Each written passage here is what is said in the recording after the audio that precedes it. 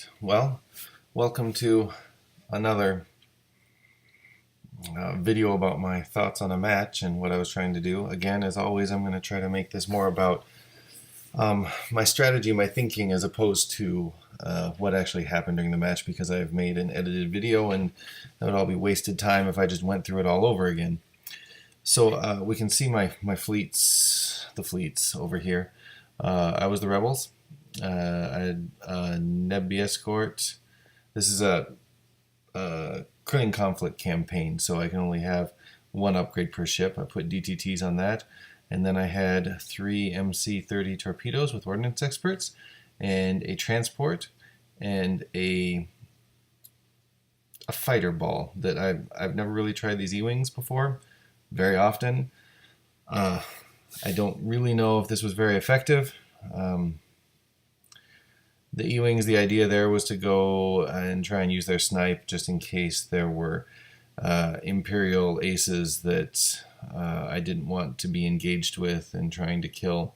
Tycho and Shah are always a good combo to tie up squads. The whole point of this was to tie up the enemy squadrons for as long as possible to keep them away from my torpedo frigates so that they would be able to do the damage that they needed to do. I stuck Mothma on the Neb B because, well, I didn't want it on one of the torpedo frigates, and I can't put it on the transports.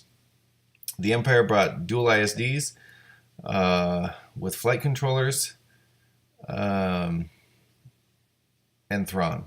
And then this squad ball that he brought, I've gone against before, and it is just no fun at all. They, with Strom, Vader, Jindin to make someone else shoot again. Morna, Mauler, Steel, and a shuttle, just a generic shuttle. I mean, it's not a very nice squad ball to go against. It usually just tears me apart, especially with the flight controllers. And then he's always having, all of them activate all the time, because with Thrawn, he can have a nav dial whenever he wants it for both of his ISDs. So he can launch, 8 fighters at me always. It's pretty frustrating. So I was the attacker here, and I chose Station Assault because it was,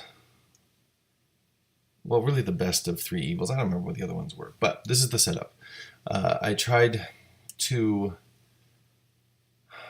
force him to deploy his ISDs together, which in hindsight, and the commenters on the video said, "Whoa, you gave him the corner. That was a mistake."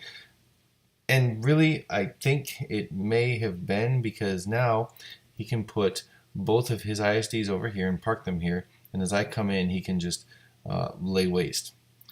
I guess I was thinking that it's good to have them together in one area of the map, because then I can line up my little torpedo frigates, come in here and shoot them and move off. And he is forced to have everyone here together. I don't know. I thought it was a good idea at the time. As it turns out, it worked out okay for me. We'll see. So I tried to make it so that I left him this corner.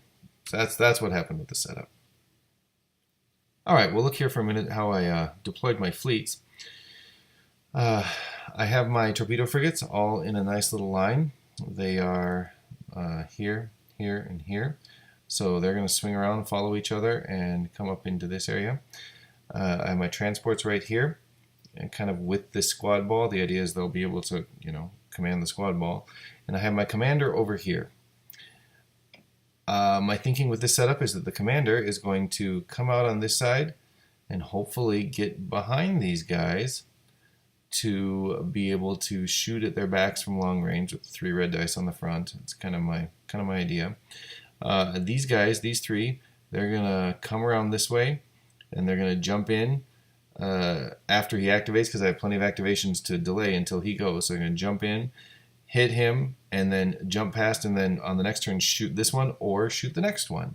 And it just kind of depends. And with 3 shots in successive order by my torpedo frigates, I figured, wow, I can probably do a pretty good number on those ISDs.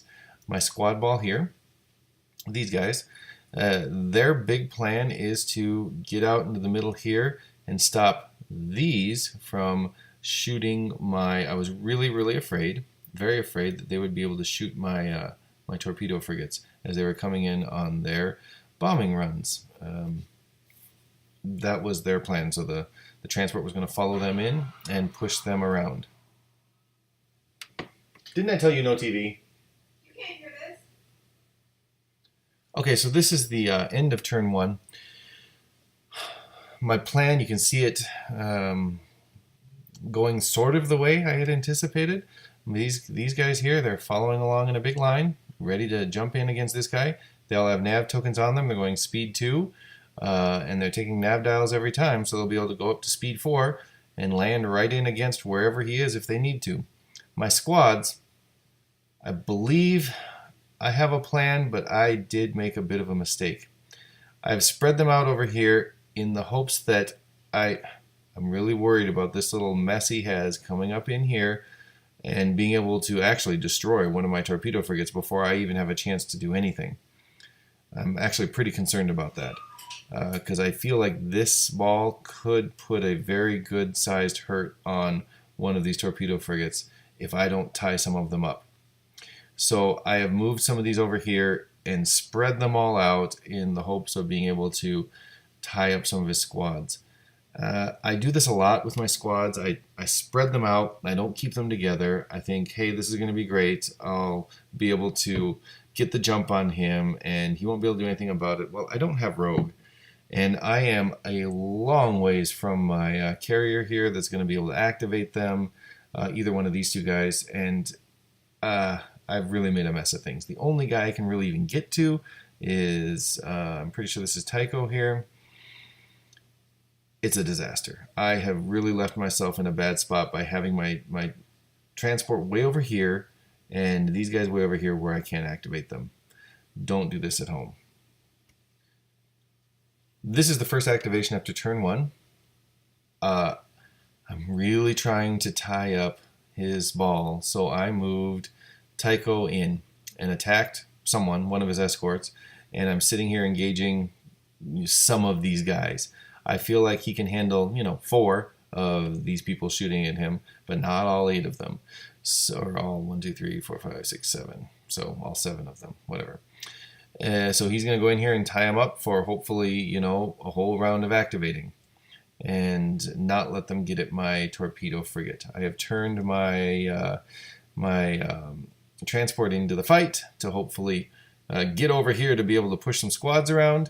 And this guy, he hasn't moved yet, but he's going to be coming around the edge here. I don't know yet what he's going to do with these two guys, so it's hard for me to, I don't want to turn into his front arc, but it kind of looks like I am. He was going to be sacrificial anyways and just kind of be a distraction. So that's the way that's going. This is now the end of turn 2. You can see my plan's still going good. I jumped this guy in here right up against the Star Destroyer. He's going to shoot him and then move off at the beginning of next turn. Hopefully park somewhere right in here so he can shoot at these stations. This guy's next in line. Depending on where he goes, I'm going to be able to hop right in there and do the same thing all over again. It's great. This guy is going speed 3 now and moving like crazy. Trying to get around the back of this to shoot at either these stations or at this ISD. His transports are just trying to get into range of the squads to be able to push them around. I have put my E-Wings in a defensive little arc over here, and these aren't all E-Wings. There's something else mixed in here that I don't know what it is right now because of the contrast, but that's okay. I put my squads in a little defensive arc over here to try to stop his squads from getting in against my torpedo frigates. He has decided to focus his attention over here. He jumped in to try to kill off Shara, who is the one that's left, and I moved some X-Wings in to escort Shara. I don't know. It's a plan. I should have kept them all together and focused on his squads one at a time so I could kill them instead of spreading myself out and letting him pick me off. This was kind of a dumb way to do my squads. I guess it did serve its purpose, though, because he isn't coming over here, and if he did, he wouldn't be able to bomb my ships. I feel like I wasted my squads here. Here we are at the end of turn 3, beginning of turn 4, and you can see my torpedo frigate plan working pretty well. I have another one set in here to go first on this turn with a double arc. Great. And then this one is actually set up pretty well so that when he moves, I'm going to get a shot at him this turn without even having to first last him. So I'm going to get 2 shots of torpedo frigates this turn, which that's awesome. This guy is ready to go and take on a station or 2. This guy's turned this way because he's trying to stay out of the front arc of the ISD. That's his big... I didn't know the ISD could jump to here and turn that much. It really surprised me. So my battle plan here is keep this NebD alive. The transports are probably dead. Let's make sure we take out these 2 stations, because if I don't, I am going to lose. I need to take down an ISD. I need to take out the 2 stations and not have my torpedo frigates die.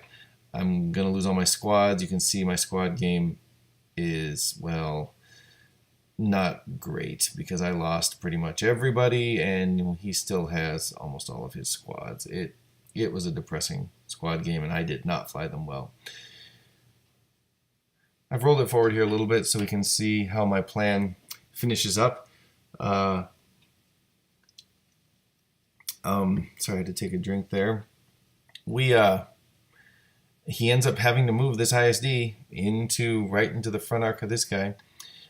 This ISD has managed to, well, pretty much eliminate everything I have. I did not fly the transports well. They should be over in this area, pushing my squadrons around. I should have more squads, and he should have less squads. It was pretty poorly done. My torpedo frigates, they're doing great. I feel like I can fly torpedo frigates pretty well. They're coming in for station runs to blow up the stations. This guy's sitting here ready to blow up the ISD. We can see he got an awesome roll, and that actually does do in this ISD, but that's not important for this part. If you really want to see how this match plays out, you can watch the edited video that's a lot shorter than the raw video. My strategy here was to line up those 3 torpedo frigates, have them make their bombing runs all in order, and if they had time, be able to come around and do damage on someone else. And they succeeded wonderfully at that. Where I fell down was my play with the NebB, with my commander on it, with Mothma. That thing should have been going way out around here or something, or I don't know. I did not play it well. And my transport should have come up here more in the middle to be able to move the squads around. And I probably would have gotten a lot more shots off. Quite a few of my squads ended up dying without me even being able to shoot at anything with them because I wasn't commanding them. It was sort of a disaster on the squad front. Again, though, really happy with the torpedo frigates and how they flew. Really happy with how they do against ISD, well, against everything. Going first helped me out immensely on this game because otherwise I don't know if I would have been able to position myself very well to get shots off on these ISDs. Anyway, those are my thoughts on my strategy for this game. If you have any comments or think of things that I could have done better or worse, let me know in the comments.